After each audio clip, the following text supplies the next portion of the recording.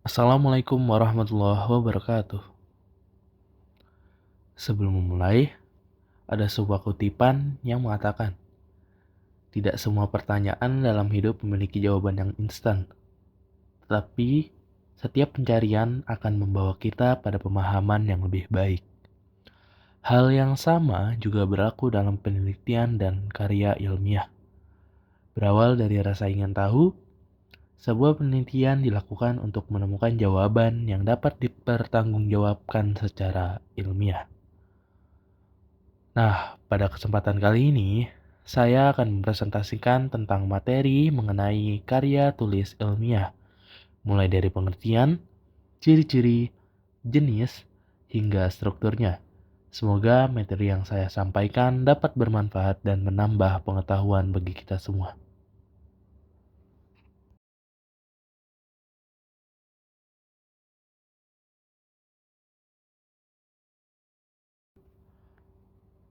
Apa itu karya tulis ilmiah?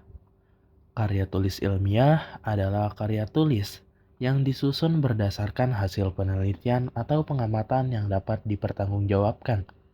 Isi karya ilmiah harus didukung oleh data dan fakta yang dapat dibuktikan kebenarannya, sehingga tidak hanya berdasarkan pendapat pribadi. Dalam penyusunannya, karya ilmiah menggunakan metode penelitian yang benar, serta ditulis secara sistematis dan objektif.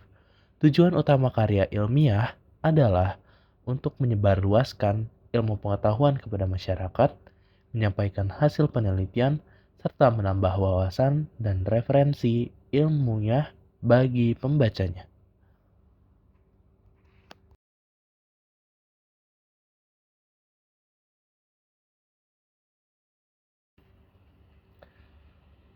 Karya ilmiah memiliki beberapa ciri khas yang membedakannya dari jenis tulisan lainnya.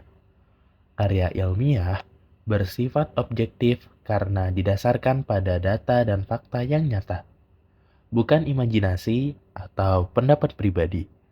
Penyusunannya dilakukan secara sistematis sehingga mudah dipahami oleh pembaca.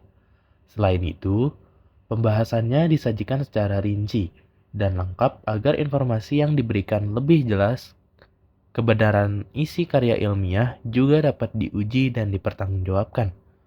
Oleh karena itu, karya ilmiah bersifat umum, logis, dan menggunakan bahasa yang baku yang sesuai dengan kaidah ejaan yang disempurnakan atau EYD.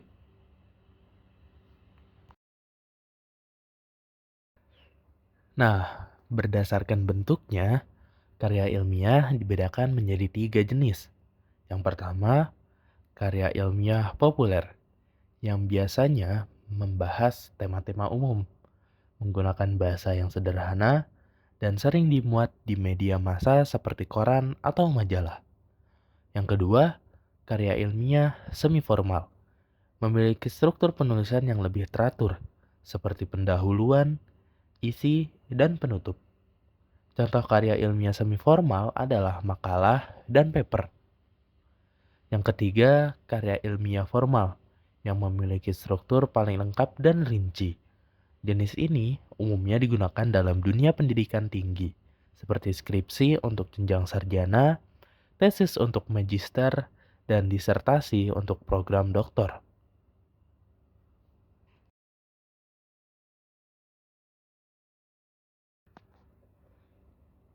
Struktur karya ilmiah umumnya terdiri atas 3 bagian utama, yaitu bagian awal, bagian isi, dan bagian akhir. Pada bagian awal, terdapat halaman judul dan abstrak yang berfungsi memberikan identitas serta gambaran singkat mengenai penelitian. Selanjutnya, bagian isi terdiri dari 5 bab.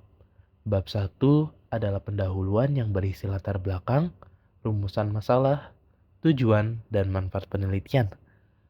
Bab 2 merupakan tinjauan pustaka yang memuat teori-teori yang mendukung penelitian. Bab 3 berisi metodologi penelitian yang menjelaskan cara penelitian yang dilakukan. Bab keempat menyajikan hasil penelitian beserta pembahasannya. Kemudian bab 5 berisi simpulan dan saran. berdasarkan hasil penelitian. Yang terakhir, pada bagian akhir terdapat daftar pustaka dan lampiran sebagai pelengkap karya tulis ilmiah.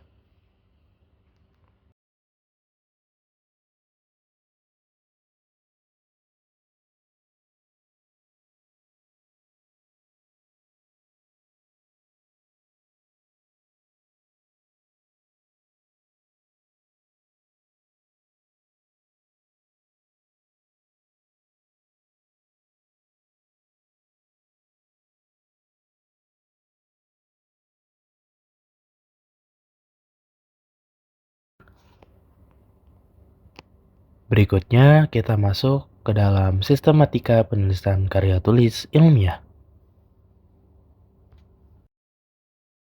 Dimulai dari halaman judul. Halaman judul merupakan bagian pertama yang dilihat oleh pembaca. Bagian ini berfungsi untuk memberikan identitas karya ilmiah secara lengkap. Dalam penulisannya, judul harus dibuat jelas, singkat, dan mampu menggambarkan isi penelitian. Selain judul, halaman ini juga memuat nama penulis, nama instansi atau sekolah, serta tahun penyusunan karya ilmiah. Oleh karena itu, halaman judul harus disusun dengan rapih karena menjadi kesan pertama dari sebuah karya tulis ilmiah. Kemudian dilanjut ke abstrak. Abstrak adalah ringkasan singkat dari keseluruhan isi karya tulis ilmiah. Bagian ini biasanya berisi tujuan penelitian, metode yang digunakan, hasil penelitian, serta kesimpulan yang diperoleh. Abstrak ditulis secara padat dan jelas dalam satu paragraf, sehingga pembaca dapat memahami gambaran umum penelitian tanpa harus membaca seluruh isi karya ilmiah. Umumnya, abstrak terdiri dari sekitar 100 hingga 250 kata. Pendahuluan merupakan bagian yang menjelaskan alasan dilakukannya penelitian. Pada bagian ini, penulis memaparkan latar belakang masalah, rumusan masalah, tujuan penelitian, serta manfaat penelitian. Melalui pendahuluan, pembaca dapat memahami permasalahan yang ingin diteliti dan alasan mengapa penelitian tersebut penting untuk dilakukan. Kemudian dilanjut ke tinjauan pustaka dalam bab 2. Tinjauan pustaka berisi teori-teori dan referensi yang mendukung penelitian. Sumber yang digunakan dapat berasal dari buku, jurnal, artikel ilmiah, maupun penelitian terdahulu yang relevan. Bagian ini bertujuan untuk memberikan landasan teori sehingga penelitian memiliki dasar yang kuat dan dapat dipertanggungjawabkan secara ilmiah. Kemudian masuk ke dalam bab yang ketiga, yaitu metodologi penelitian. Metodologi penelitian menjelaskan bagaimana penelitian dilakukan. Pada bagian ini dijelaskan jenis penelitiannya, objek atau subjek penelitian, teknik pengumpulan data, serta langkah-langkah penelitian yang dilakukan atau digunakan. Dengan adanya metodologi yang jelas, penelitian dapat dipahami dan bahkan diulangi oleh peneliti lain apabila diperlukan. Kemudian masuk ke dalam bab yang keempat, yaitu hasil dan pembahasan. Merupakan inti dari karya tulis ilmiah. Pada bagian ini, penulis menyajikan data atau hasil penelitian yang telah diperoleh, kemudian menganalisis dan menghubungkannya dengan teori yang digunakan. Melalui pembahasan, penulis dapat menjawab perumusan masalah yang telah ditetapkan pada awal penelitian.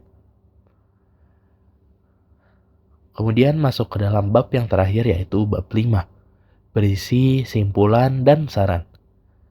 Simpulan berisi rangkuman hasil penelitian yang diperoleh serta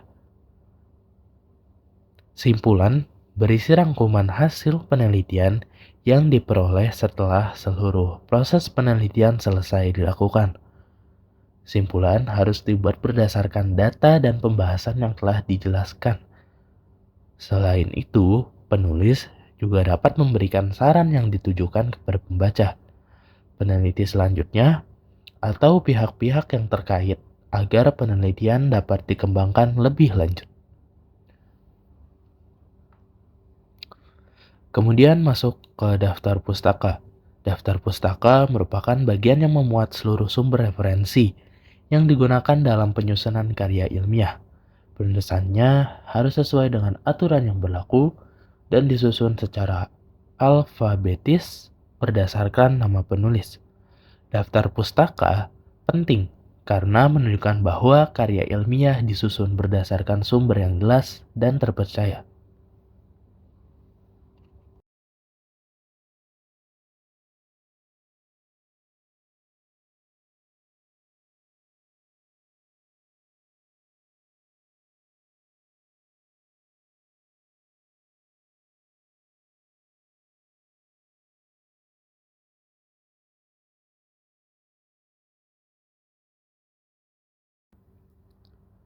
Patah hati mengajarkan bahwa tidak semua harapan akan menjadi kenyataan.